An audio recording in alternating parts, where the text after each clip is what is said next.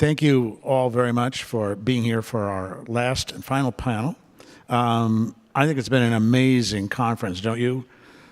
Just wonderful speakers, wonderful insights and discussion and so on. And what I'd like to do is for everyone to have a special thanks to the founders of the feast, as it were, to Jim Byron, to Chris Nordyke, and to Jameson Feltz for their hard work in helping to bring all this together.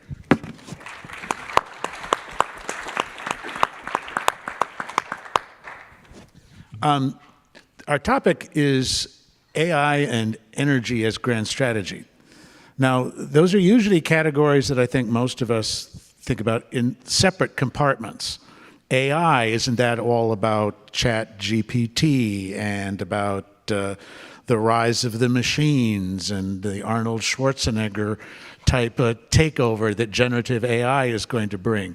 That's sort of where the public debate on AI has centered. And in energy, we get the discussion and two very different plans with regard to energy strategy from our two presidential candidates right now.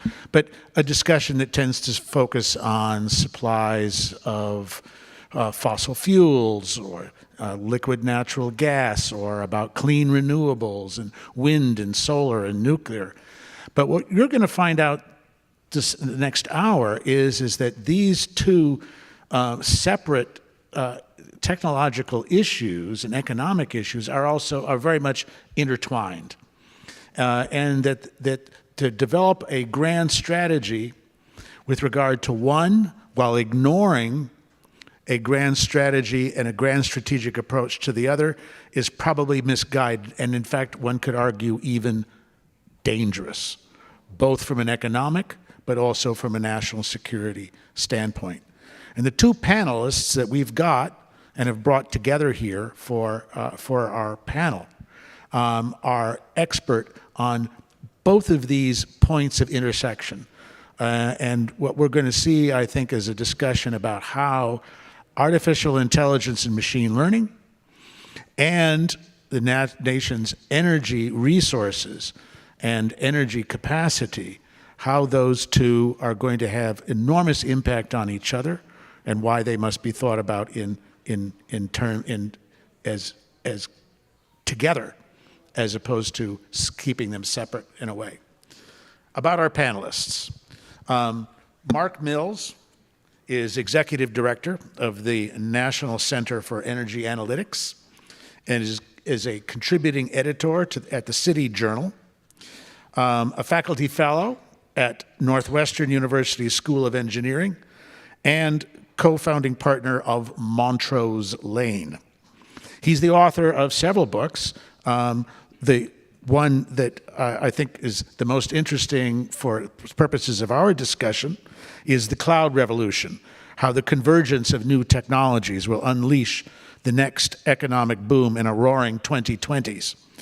But also, I can recommend Digital Cathedrals, published in 2020, Work in the Age of Robots, and The Bottomless Well, which is a fascinating and insightful discussion about the issue of energy and sources of energy and what takes place in that realm and where it's going in the future.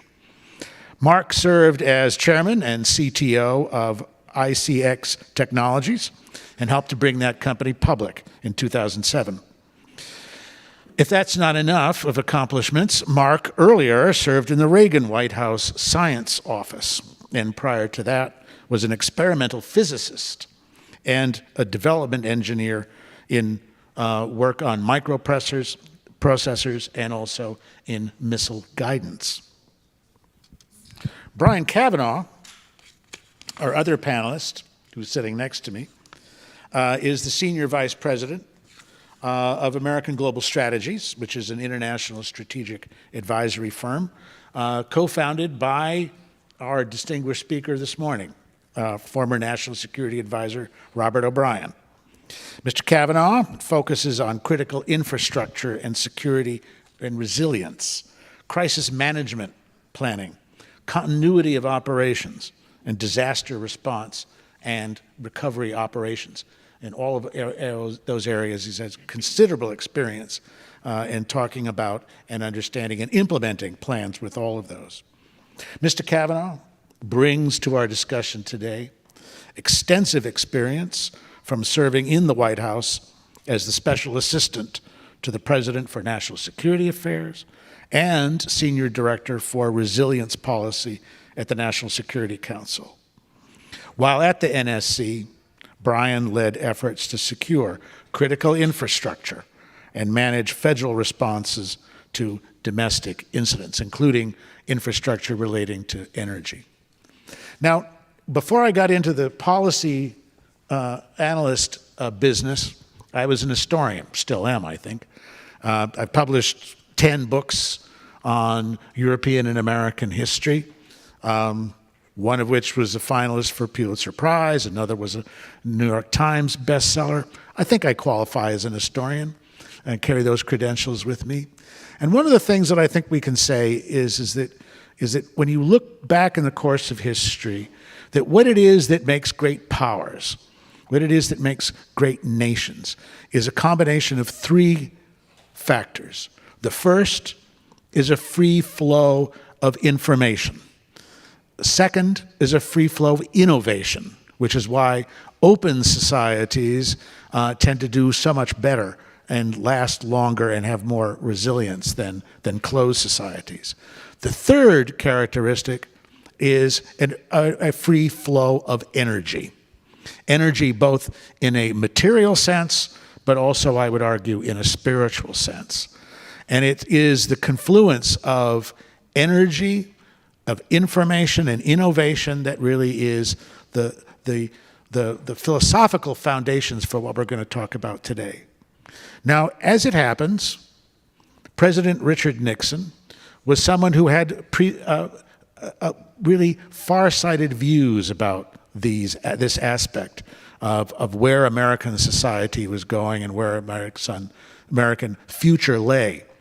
And in the aftermath of the Arab oil embargo in 1973, it was President Nixon who launched Project Energy Independence with a long-term goal, which today I think still resonates with where America's energy policy needs to go and what technologies we both support of it. And we happen to have, to start our panel discussion, a video clip of President Nixon talking about and announcing the launching of Project Independence. It can be summed up in one word that best characterizes this nation and its essential nature. That word is independence. From its beginning, 200 years ago, throughout its history, America has made great sacrifices of blood and also of treasure to achieve and maintain its independence. In the last third of this century, our independence will depend on maintaining and achieving self-sufficiency in energy.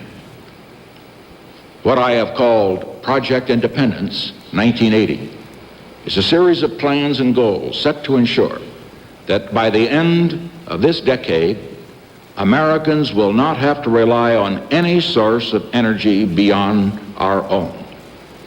As far as energy is concerned, this means we will hold our fate and our future in our hands alone. Mark, I'm going to start our discussion with you. You have, in fact, today just come from keynoting a conference at the American Petroleum Institute, which is one of the major pillars of talking about energy policy. And I'm hoping that you can give us some idea about what the mood is like there pre-election at API and with the discussions taking place there. But I'd also like you to talk about the testimony that you recently gave to a congressional committee on the relationship between AI and America's energy policy. So do you want to get us started by talking about those two things? Well, sure, Arthur. I do want to say first that for those who are not appropriate fans of your books, that your most recent book about the heart of a Viking is a must-read. It's not just the history of Vikings in Norway, and of course you're a Viking. But just want to make sure we get that out there. Promote your book. My book is much drier. It's The Cloud. So the feelings, the mood at American Petroleum Institute, well, I would say they're worried. Yeah. That would be the right word to use. Trade associations have to thread the needle because they deal with not only diverse members who have different opinions, but also they deal with the fact that they have to attempt to be bipartisan in forging policy or opposing policy. But they're clearly worried that the current administration's policies and plans are foundationally and deliberately, and not secretly, antithetical to expanding domestic oil and gas production, even though in the political season we're in, the rhetoric seems slightly different. The actual execution of policies or the attempt to execute policies have been counterfactual to the claim that, the support for the future of American oil and gas production. So I think they're worried. They're worried for good reason. I mean, the way you impede an industry in the United States, rather than just by diktat, is by creating friction, by how you slow walk permits, and in addition to, the administrative state is very powerful. An example that I used that's illustrative is if you note that the time it takes to get a permit to drill on Bureau of Land Management controlled lands for oil, in this case would be for hydraulic fracturing and shale, under the Obama administration averaged somewhere in the 300 to 800 days. And then the time, no change in law occurred between that and then the Trump administration, and the permitting times were, a zero was taken off, typically 30 to 40 days. Same laws, adhering to the same rules, a different behavior. Faster. Yeah. So those things matter, because if your capital's at risk and you face 1 to 2 years delay in getting a permit, never mind building, you'll steer away from those domains. Anyway, I think the fact I would throw out is that what was interesting about President Nixon's observation and call for project energy independence was driven, of course, by oil and oil markets. The fact is that since he said that, the consumption and production of oil globally has increased, in fact, dramatically. So the world doesn't use less oil now than it did then. It uses far more oil. And that's been true every year except for grotesque recessions and great lockdowns, which are temporary. And the only change that's significant in that time period is that we have essentially achieved his goal of independence because of the, quote, shale revolution, which also reset the price of oil. It changed the geopolitics of oil. But what's interesting to me, and is an amateur historian, is that while the president laid out a goal for independence as a Republican, what the Congress, in fact, did to execute the goal of independence, and he was talking about oil and gas because that's what the embargo was about, was oil. What the Energy Policy and Conservation Act that was enacted by Congress did was almost entirely focused on not increasing oil production, not finding new oil, not providing technology and incentives for oil, but to avoid using oil, to conserve oil, to find alternatives to oil. So if we had, since he was president, roughly a half century of attempt to replace oil, that's essentially what DOE has been doing. And that was, of course, created later by a subsequent president, as you know, the Department of Energy. So it was again, I will say, it was a misguided execution of a goal. I would only add one other thing to President Nixon's objective, which was to be independent. 12 or 14 years ago, before the Senate Energy and Natural Resources Committee, I proposed that independence was a bad idea, with all due respect to President Nixon. That I wasn't a believer in independence because isolation in the world doesn't work well. And it's what independence implies. I think what he meant, if I had been around to ask him at the time, was that we wanted to be in a position of strength. And so I maybe unfortunately created the idea and the testimony of energy dominance, that if you're in a geopolitical negotiation, implicit or explicit, you really have one of two postures, one of subservience or dominance when you go into the negotiation. I prefer the latter. And so what the United States has now done is achieved a position of dominance by being the largest producer of oil and gas on the planet, an increase in production greater than any time in human history. And that didn't come about because of his wise view that we needed to do something like that. But it took a lot longer than he hoped it by about 30 years. That's a detail, right? But we got there because of what you described, which was free innovation, capacity to pursue the innovation of hydraulic fracturing, the capacity to have free capital markets, so the ideas and the markets flowed, and the country was able to do something that was really quite remarkable. Finally, as it relates to AI,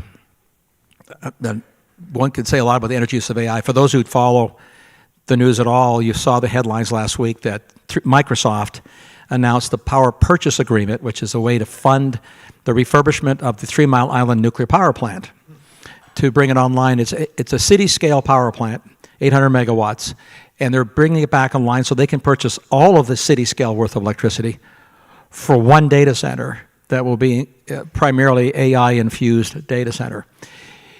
The number of data centers like that that are currently planned are numbered in the hundreds. The number of nuclear power plants available for refurbishing, you can count on one hand in the United States. The time it takes to build a new nuclear power plant, you need two hands, maybe three, to count the years, not months, to get there. So this has been blamed on AI, but in a technical fact, all of the surprise, which was the proximate reason for the Senate hearing in May, on the surprise of the massive increase in electric demand being reported around the country, is on data centers, and the attachment to that as being AI is interesting, but technically not correct. Only about 10%, maybe in some regions 20% of the surprising increase in electric demand is coming from AI itself. It's actually coming from a massive expansion in the physical infrastructure of the cloud, which is what my book's about. So the trillions of dollars that private markets have devoted annually to building out cloud infrastructure surprised everybody, since it all has to be plugged in, to suddenly require more electricity than the markets have planned to supply, because the supply side has now been constrained by regulators, politicians, and planners. The demand side, using electricity to do something creative, which is not deep fakes to embarrass political candidates. That's not the primary use of AI. It's the most fun use of AI, frankly. I mean, some of the latest ones going around that Elon Musk has retweeted have been kind of fun. But the primary use of AI in markets is because of its profound efficacy in improving conventional compute. That's essentially. So both are expanding. And the AI is an accelerant expanding conventional compute and consuming its own energy at the same time. So they're intimately linked. Since if we don't produce the power, you won't build the data centers here. China will produce the power because they're building coal plants at a furious pace, and they will build the data centers there. What's China doing with regard to nuclear power? Because, of course, that becomes also I won't say fast track, but certainly a key way in which you can increase energy outputs exponentially in ways that make even fossil fuel plants seem rather sort of slow and ineffectual. Well, China, we gifted China essentially no net price the Westinghouse designs for nuclear power plants, which was a political move a few years ago, almost 2 decades ago now. So the Chinese have been furiously building and improving on conventional reactors that we invented, we built. They're the largest builders of new nuclear power plants in the world at the moment. Number 2 is Russia, selling conventional light water reactors to other countries. And France, of course, has announced, and I think they'll stick with their pledge, to double their nuclear fleet. So they have a very significant capacity. But China is at the moment leading in the actual deployment of both current generation of reactors, which are the large reactors like 3 Mile Island, next generation reactors, so-called molten salt, and different types of breeding reactors, as well as space reactors. If we want to talk about geopolitics, you don't do interesting things in space without nuclear power. Solar power doesn't get you what you need, whether it's for weapon systems or putting things in orbit. To go to Mars, we're going to need nukes. And at the moment, we led the nuclear space propulsion development for years. And that went into the back burner. There's still things going on, but I would say China is leading there. And for a space station of consequence to do meaningful things, solar arrays don't provide enough power. So space-class nuclear reactors, leadership's in China. I would suspect some leadership is in Russia there, but I think it's probably classified. Yeah. Brian, we've got three concepts now that we've come into play. One, introduced by President Nixon, which is the idea of energy independence, which was a long-time goal, especially after the Arab oil embargo, when the U.S. realized that having once been a leader in energy output and production, it had now fallen way behind what it was that the most volatile region in the world, the Middle East, had now taken the lead in the 1970s. We've got energy dominance, as Mark has been talking about, in a discussion about how you can use America's energy output as leverage in a geopolitical competition, not just with China, but also in terms of supporting our allies and helping to build a worldwide energy network that can support growth and sustain it over time. But there's a third aspect I want you to talk about specifically, and that's energy security, and the way in which a lot of the work that you've done with regard to infrastructure and protecting critical infrastructure will have a huge impact on how we think about where America's energy dominance can go and where it's headed, but also about how AI dominance is also going to require a lot of attention to how we protect those energy resources that can sustain that growth. Absolutely, and thank you, Arthur. And I've read several books, very colorful, always entertaining. Thank you. And one thing about consistency, here it is 45, 50 years later, and the Middle East is still volatile. So we've got some consistency in the world of inconsistencies. Yes.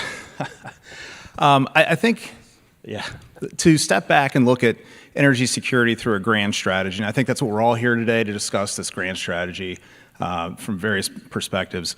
When you look at energy security over time, it's been a challenge that it predates President Nixon, but really it's hyper escalated in this digital era with cyber. So I could sit here and bore you all with how vulnerable we are due to cyber, and we can talk about how shiny objects such as AI can be used as tools to secure infrastructure, but at the same time, you have to understand our adversaries are also going to be using AI as a mechanism to defeat those measures to mitigate. So one of the things we looked at when I was at the National Security Council was we do a subpar job of prioritizing funding towards critical infrastructure security and resilience. And I think just to hit pause on that right there, on where the NSC was at, and I'll talk to you about where we are today, and then we'll go back to that conversation. Where are we today on energy security resilience? We have a vision that lacks a long-term view. The current administration has taken this approach that we're going to mandate a lot of uses against our energy production. So you've mandated the purchase and use of EVs. You've mandated the elimination of certain appliances. All of this is putting a strain on the energy grid. Simultaneously, we've also mandated a move, in my opinion, an irresponsible move, away from current forms of energy to renewable clean energy. I am not opposed to renewable clean energy, but I think it needs to be done in a little bit more of a thoughtful, grand strategy way. You can't just flip a light switch off and move into the next sector. If you look at it, we only produce about 7% of our energy resources from renewables right now that are plugged into the grid. Of those, the vast majority require some sort of battery storage solution. Now, I think AI presents a unique opportunity to integrate renewable energies into the electric grid, combined with more traditional forms of fossil fuels and nuclear energy. But I think the approach now has been we need to rush to this new place based on this climate emergency or crisis that's being manufactured, and it's being done so in a way absent any thought to national security, absent any thought to what it does to the economic security, and you're seeing that play out today. Currently, President Trump talks about on an economic solution, his first words are, we need to fix the energy problem. He's absolutely correct. We've created this ditch that we've trapped ourselves in, and we have to dig out before we can start solving all the other plethora of problems. So I think really the first approach is understanding where we're at with energy and how do you plug in solar, how do you plug in wind with fossil fuels. How do we looked at, you look at China's 20 nuclear reactors under construction right now today. The United States is decommissioning 4 this year. Building 0. We had 2. Where the Vogtle plants. Yep. Vogtle plants in Georgia, yeah. Yep. So we've added 2 in 30 years. They're going to add 20 over the next several months. So from a standpoint of looking at how Arthur started this conversation, where great power comes from the 3 characteristics of innovation, free flow of information, and free flow of energy, we've already done a disservice eliminating the free flow of energy. And when it comes to innovation, I don't like to call it AI policy. I like to call it innovation policy, and a vector of innovation policy is AI. We're starting with our hands tied behind our back because we don't have the resources to power the innovation. Now, I will take you back to the NSC and kind of trying to tackle this problem. You look at charging agencies with, let's understand what we have in terms of critical infrastructure and how do we prioritize what we're going to do with it, and how do you bring in an entity like Office of Management and Budget to work with you at solving that problem. In 2019, President Trump signed an executive order strengthening national resilience to electromagnetic pulses. Very nerdy, wonky topic. Not many people probably read it. Very few realize that was the first president to ever sign an executive order on electromagnetic pulses. But hidden in that EO was a directive to the Department of Homeland Security to come up with a list of national critical functions. And what was driving that conversation back in 2018, 2019 as this policy was developed was the Federal Emergency Management Agency had come out with their 7 community lifelines. They had learned a lot of lessons over the last 2 decades. There's not many shining lights on FEMA. But one of the takeaways from a lot of the mistakes was they came up with 7 things that they have to do to be able to quickly get into a community, get them up and running, and be able to get the federal government out of the way and let the state and local community resume the recovery. And that was their 7 community lifelines. My hope was to have DHS come back to me and go from 16 sectors of critical infrastructure, too many to throw any meaningful solution at, and come back and say, here are something as simple as your 3 characteristics. What are the 3 things we need to make sure we have to meaningfully address some of our gaps? I think we've spent many hours beating our head against the brick wall, proverbially, but what we're really looking for is how do we solve for energy issues, how do we solve for communications issues, and how do we make sure the finance sector can continue to move? You have those 3 sectors covered, and the rest of them will fall in line. So here we are. We still don't have that policy out, and we still don't have a way to take federal government spending and bring it in through the NSC and OMB process to prioritize and make sure we're actually addressing something in a grand strategy and doing it in a way that actually moves the needle for the administration and future administrations. Can I add something important to what you said, of course, is that the hope, as you pointed out, artificial intelligence will improve our ability to integrate difficult and chaotic things. Is a valid point that's made by the AI advocates. The problem, of course, is AI can't make the sun shine, and it can't make the wind blow. So self-evidently, what you're doing is you're trying to manage the assets that we still have to have, the hydrocarbon assets, to fill the holes in, because you don't make energy with AI, you consume energy. And the vector to do that, which has not been thought through, is that you put more communications and controls on the energy consuming and producing systems so that you can delicately manage it. Well, this is called, in your world, increasing the attack surface for cyber attacks. And we saw that the administration is worried about having connected AI cars, you know, your infotainment system using Chinese parts makes them vulnerable to hacking. Well, this is sort of a technical no-duh. All the power conversion hardware that goes on the solar and wind machines are made from power electronics that are dominantly manufactured in China. I don't know, color me cynical. I'm going to say this, the firmware in the simple power control switch and conversion going from DC to AC is got some stealth code in it. I've got to tell you from firsthand experience, you look at something as simple as bulk power generators, and there's a big effort under President Trump to address the security of bulk power generators. This is something that used to have 14, 16 companies globally manufacturing these bulk power generators. You're down to 3, 2 in China, 1 in Europe. They've undermined the economy, eroded everybody else. And what we did was we took a look at one of the bulk power generators coming from China to a U.S. government-owned energy utility, and we looked at what was in it. And it's amazing, the engineers continued to find things. They're like, there's no reason why this... What a shock. Who knew? This component doesn't belong in something as simple as this. So that is a tremendous threat space that we've just begun to scratch the surface. And do you think something about Hezbollah pagers? And by the way, I asked all the panelists to leave their pagers behind when they came to join us today. Do you think that the Hezbollah pager exploit has sort of heightened awareness and maybe a little anxiety about these questions about components, about you don't know why they happen to be there? If it didn't, you're asleep. Yeah. I got to tell you, the supply chain vulnerabilities that were highlighted by Israel's manipulation of the Hezbollah supply chain, that was done in an environment where they were able to do some intelligence tracking. They had a very easy outcome.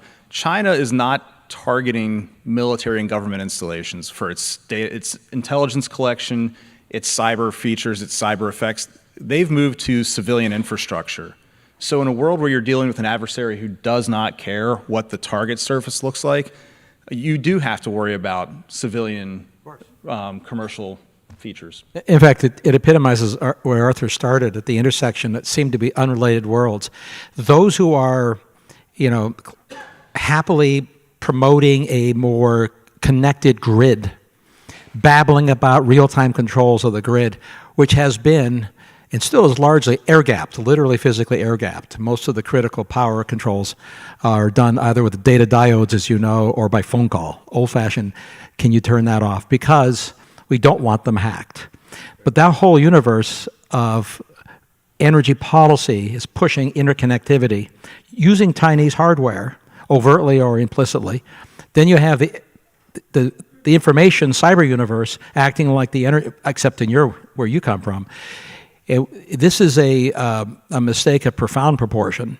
And if AI matters, it matters because it does two things. It not only increases demand for reliable energy, which is why Microsoft is buying a nuclear plant, not a wind farm.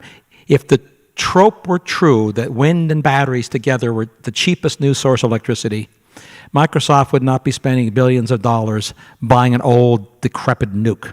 They'd be building these magic new solar panels with magical batteries. And they're doing that too, but that's not their solution. Let me ask you both about that question on technological innovation and its impact on both energy.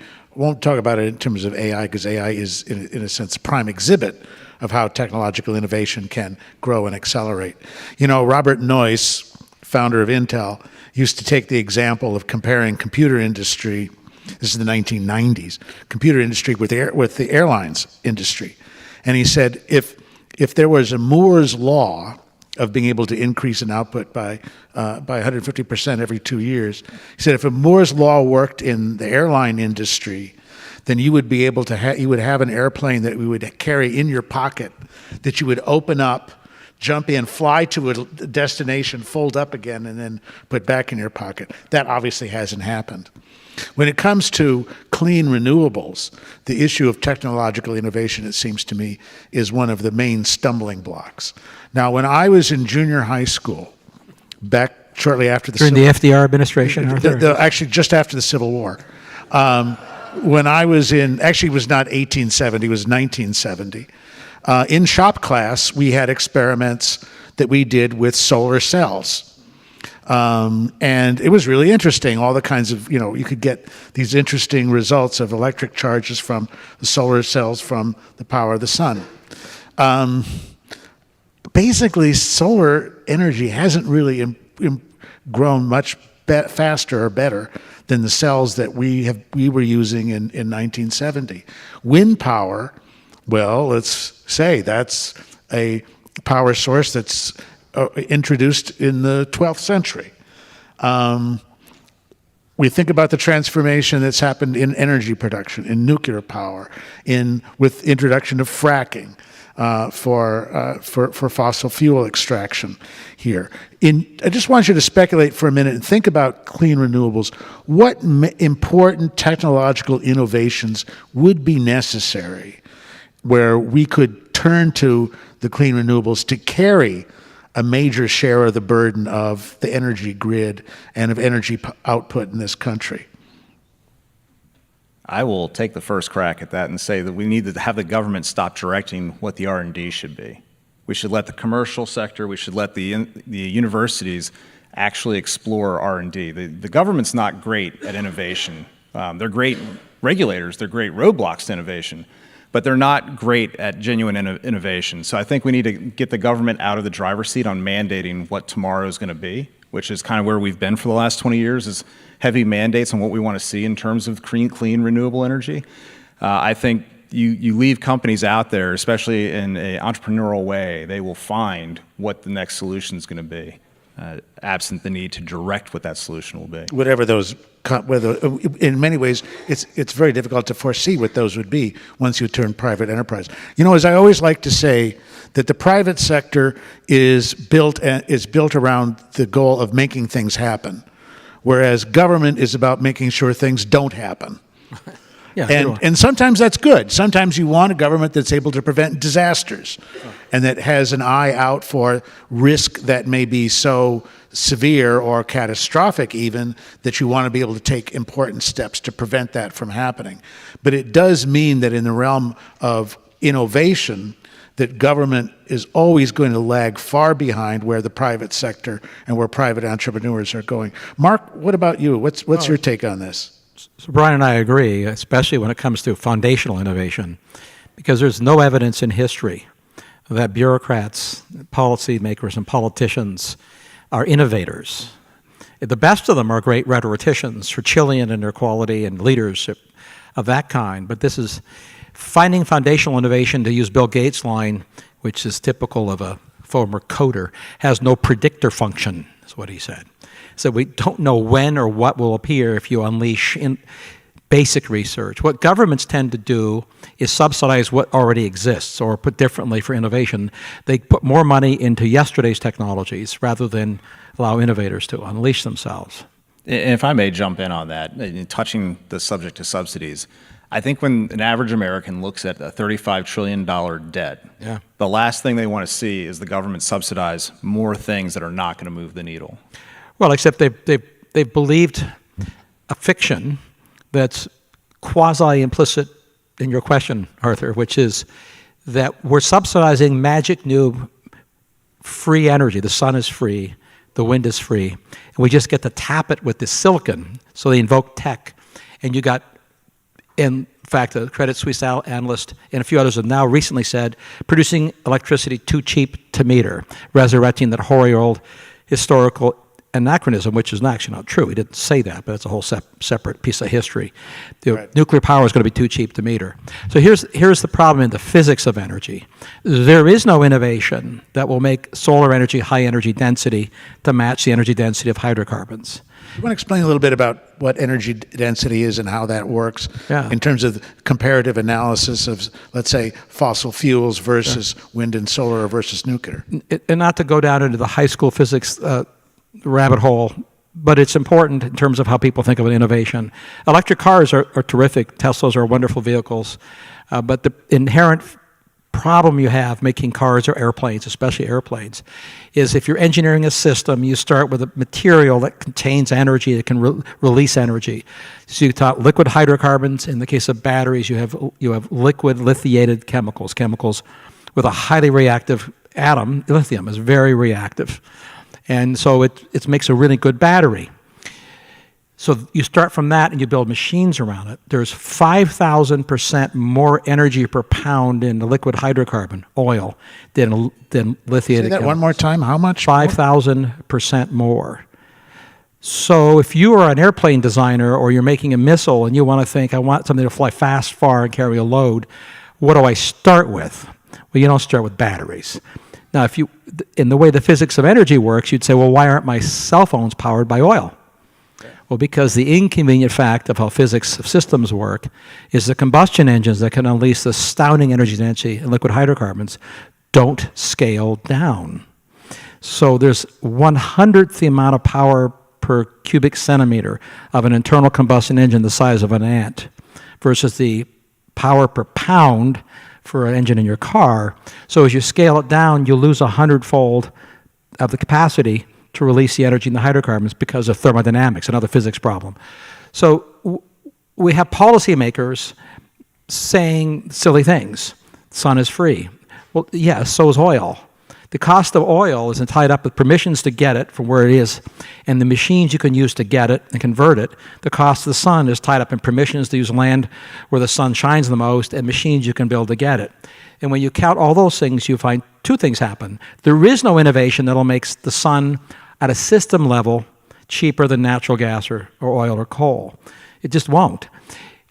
There are geopolitical consequences because the machines that we're building, connecting these two worlds, use materials almost entirely refined and produced in China. Battery separators, the electrolytes, the refined minerals, they hold market dominance, double OPEC's dominance. So at the time President Nixon worried about our geopolitical exposure to oil, that was a world in which OPEC, particularly the Middle East, wasn't OPEC. OPEC was formed contemporaneous with our machination. Let's say the Middle East had incredible market dominance in oil supply to the world. China has double that dominance today in the energy minerals needed to build the green machines. And yet we have policymakers naively believing that geopolitical and economic dominance will never be exercised. Yep. And that the push for clean renewables, in fact, plays into someone's geopolitical hand, but it's not our hand.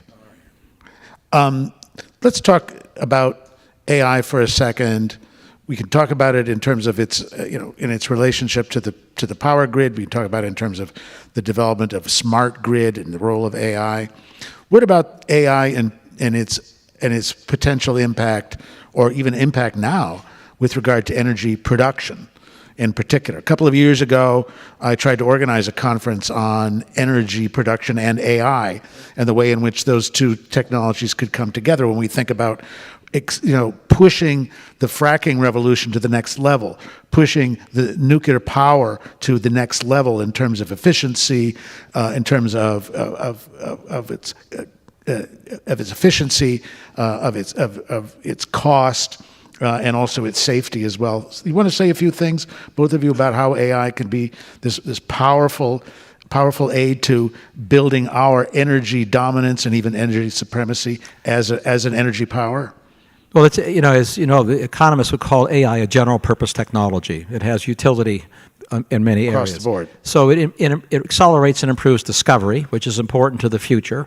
So next generation catalysts that might make getting hydrogen cheaper and easier are not impossible. We just don't know what they are yet. It's exactly the same as discovery of biological molecules for therapeutics. It's right. Complicated. Supercomputers using AI will accelerate. We already know they're accelerating. So the fundamental thing is that what AI does is bring information acceleration into the two areas, not just discovery, but operations, design, and planning. We've already seen the evidence of that. AI has been in widespread use in the industrial sector for years, for 2 decades. I wrote about it in my book before ChatGPT became hot because everybody's using it. The fund I'm a part of invests in AI companies that help oil companies and solar companies figure out how to deploy faster, work faster, use the supply chain more efficiently, identify supply sources, de-risk things by doing real-time risk analysis instead of sending, the staff out into the closets to look at things. So it's a genuine accelerant in terms of improving across the board, though. So what's happened is we've found ways to integrate solar more efficiently into a grid dynamically. That's great. You can't make the sun shine. It doesn't make solar cheaper, but it makes it less destructive in integrating into the grid, which is important.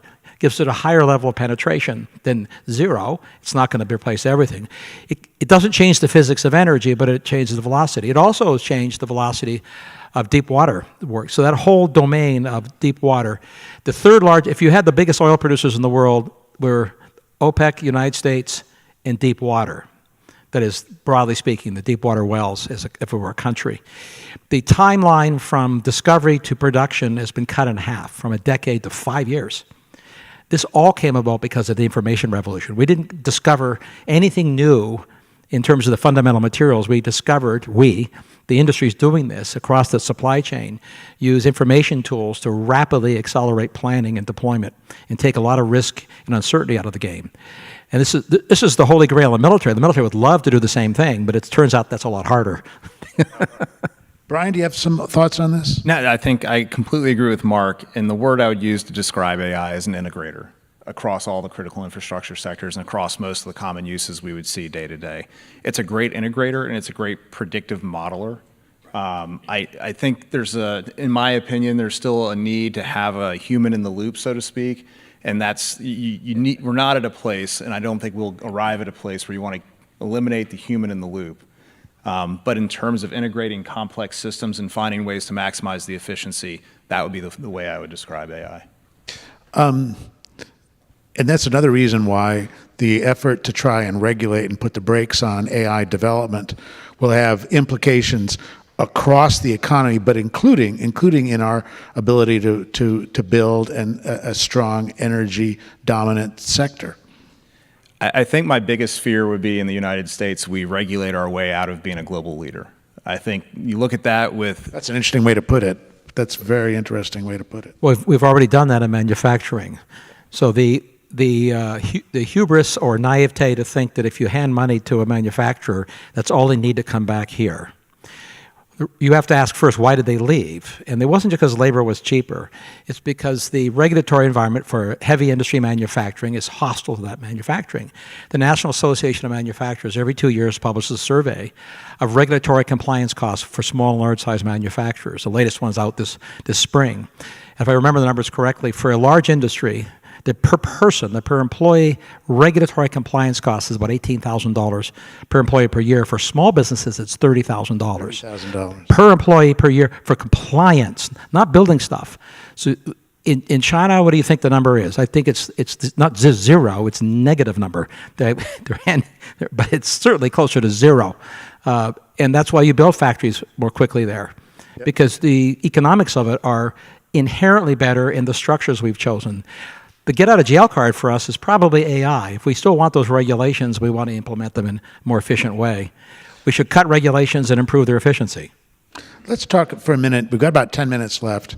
Let's talk about, since we're talking about grand strategy, let's talk about the international dimension to all of this. And in particular, the way in which energy dominance, energy security, energy production will affect our alliance system and our ability both to work more closely with like-minded and trusted allies on the one hand, but also as a form of deterrence for the plans that Russia, China, and Iran have for all of us. Not just for the citizens and for their regional dominance here. And again, I have to bring it back to President Nixon, and in particular his Secretary of State, Henry Kissinger, who in the aftermath of the Arab oil embargo told his aides, you know what? The oil-producing countries have their lobbying group. Oil-consuming nations need their lobbying group. And this was the genesis of what became the International Energy Agency, which was the idea, which was to pool the resources and data and knowledge about oil and it's particularly oil consumption then, but energy consumption for the developing nations as a way to understand and plan as ways to be able to resist the kind of leverage that oil-producing countries through OPEC were able to exercise over the global economy. And it's an interesting sidelight that in the course of the discussion with allies, including NATO allies, that with the one country that held out against the idea of creating the IEA and fought vociferously against it was France. President Giscard d'Estaing was totally opposed to the idea of such an organization. It's ridiculous to put it all together. And so Kissinger suggested, well, what would France's position be if the IEA were headquartered in Paris? And Giscard d'Estaing all of a sudden realized that the idea of creating an international Energy Agency was a great idea, a wonderful idea. You don't think that was which a is why it's negotiating tactic? why it's still headquartered in Paris today, as a matter of fact.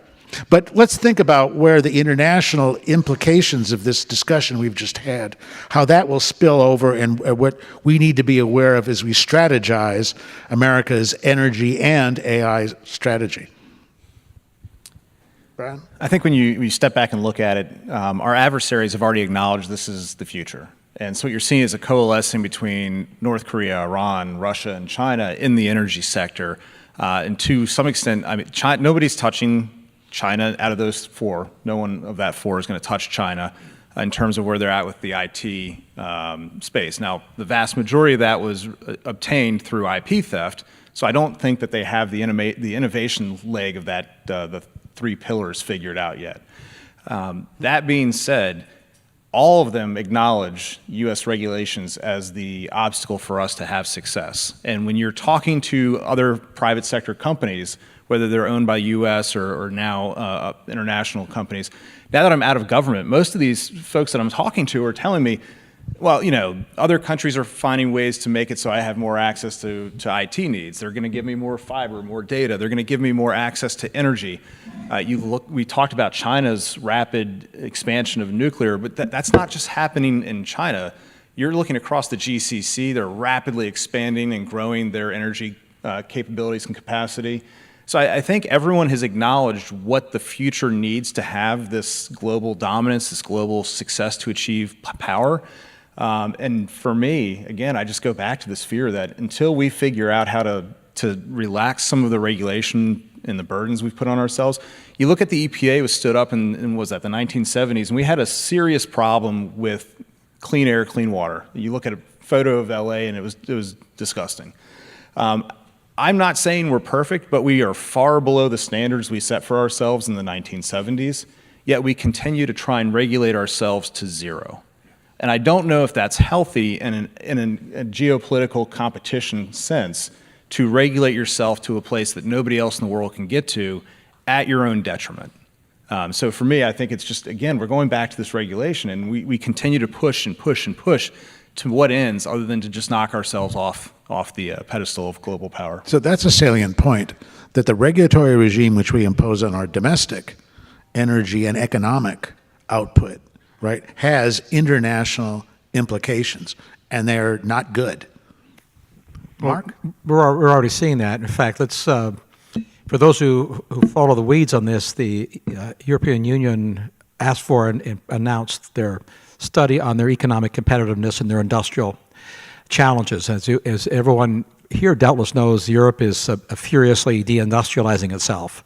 But the question that this analysis was asked was, why did that happen and what can we do about it? The word energy appears in the final report something like 400 times. So what the European Union, this is the European Union, mind you, so we're talking now about EU bureaucrats, not about Americans, who are pointing out that the deindustrialization of Europe is the principal vector, or the regulators, policymakers, who have made energy expensive and unreliable. So the industries themselves are shrinking, not expanding, not just staying status quo, but shrinking. And they raise that as both an economic problem and specifically a geopolitical problem. The fiction that you can regulate a emission standard and then hand money to somebody to leave China and manufacture a product that's made with coal-fired electricity, but do it in Europe with wind and solar, is a fiction. That's not what's happening, whether you do it by fiat or inducement. So the evidence, I don't know what's going to happen with the study because they're confessing they made a mistake, but it's a different universe. They're not the energy planners that made this. The other thing I would say, just from the obvious linkage between geopolitics of energy and our hope for innovation could be epitomized by just give you three numbers to think about, because we in Washington think in money terms, not BTU terms, because money is the lubricant of everything. $1 billion of cars requires about $200 million of energy purchases over a decade. $1 billion of chip factories requires about $300 million of energy purchases over a decade. And it needs to be cheap. $1 billion of data centers requires $700 million of electricity purchases over a decade. We want all three. We're trying to repatriate the factory part on the strategic side, and this is for strategic, not just economic reasons, while the energy policies are antithetical to expanding low-cost energy production. The two worlds didn't get that connected, and they are being connected in China because their energy policies are deliberately to have a high value, high reliability in terms of high value, low-cost energy, while they export to the world 80% of the things that we're buying to make our energy more expensive. One of the things I take tremendous pride in, and you'll probably laugh me out of here for saying this, is during my time on the National Security Council in the last administration, my team brought in the first ever EPA regulator into the National Security Council as a director, policy director. And I remember when we submitted the package to the National Security Council Resource Management Director, she said, "Is this a typo? Is this supposed to be CIA?" I said, "No, it's actually EPA, and one of the, we've been charged with getting rid of regulations, and we need to do it in a way that's meaningful and has insight. So we wanted to bring in somebody who understood the regulations from their side. But at the same time, we brought that person who had never been into some of these national security conversations into the tent to see what's happening on the national security side. And that gentleman left terrified. He's like, that is where I first heard we are going to regulate ourselves right out of being a global leader. So that came from a regulator themselves. Yeah, that's even more amazing and powerful. On a personal note, towards the end of his life, I got to know T. Boone Pickens, who was, of course, one of the great pioneers in the modern energy industry in America, but also someone who was an enormous champion of natural gas as being the most important of all of the fossil fuel energy sources that the fracking revolution had made possible. And T. Boone used to say to me, he said two things. He said, number one, that we've just begun to see what natural gas can do and how transformative that can be as a clean fossil fuel, as a clean source of energy and power. He also said, we've only just begun to see the impact of the fracking revolution and where that's going to take this country and where that's headed. As you look out with those eyes, the far horizon of American energy future and of American energy grand strategy of how we bring together all of these elements as a way in which to strengthen not only us as a great power and our economy, but also strengthen the forces of freedom, which is really what we're talking about here. Where do you see the most important breakthroughs coming, and where, both as a society, but also in terms of where government can play a constructive role in bringing that future about? I'm going to start with Brian, and Mark, I'll let you finish. I think it comes in terms of the innovation in the nuclear side. We are on the precipice of seeing small modular reactors really take hold and really be able to start doing what they were ever imagined to do a decade plus ago. I think you're going to see as we move towards these data centers, and DoD is going to need a lot of these data centers to do the things they want to do. And they're not going to be able to put them overseas. They're not going to be able to put them away from a power supply. So I think there's going to be a real drive to get SMR technology up and running. And I think once we develop that and refine that, and some of the things I'm hearing from individuals working on that technology and the ability to use recycled or once disposed of nuclear waste to create these SMRs, I think we unlock a lot of potential that just wasn't there a decade ago. So I agree with you, Brian. I'm a nuclear bull. Before I joined the Reagan administration, I was at, as I said, I was at the accident at 3 Mile Island, defended the virtues of nuclear energy. There are 60 new designs for nuclear power plants around the world today. The IAEA tracks these things. Technically, all of them will work. Which ones will work economically? This is what we need. The United States led the commercial nuclear revolution. It should do it again.